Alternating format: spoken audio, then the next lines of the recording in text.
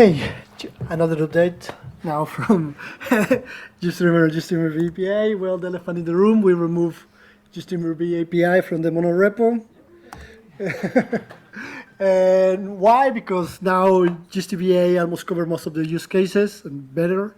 It has a functional demo support and shared code base with other plugins. That is a very good thing. And we also have no bandwidth, no resources to maintain both projects. So what is missing in GstVA compared with GStreamer-VAAPI?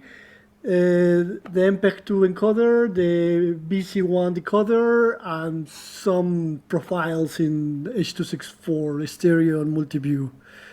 In encoders, the region of interest support, and it's reported that Gstreamer-VA encoders are slower than Gstreamer-VAAPI ones. It's not because we are not using pool VA buffers, it's something else, perhaps because the VAAPI use a thread for encoding, and in this case we are just waiting for the encoded frame.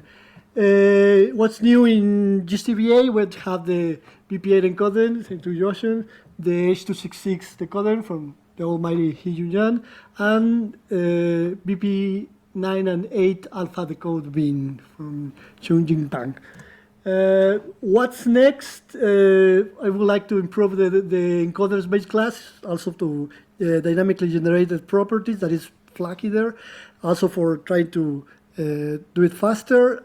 Handling RGB, there is an alias for 444 in the coding, and the most requested VA overlay compositor. And that's it.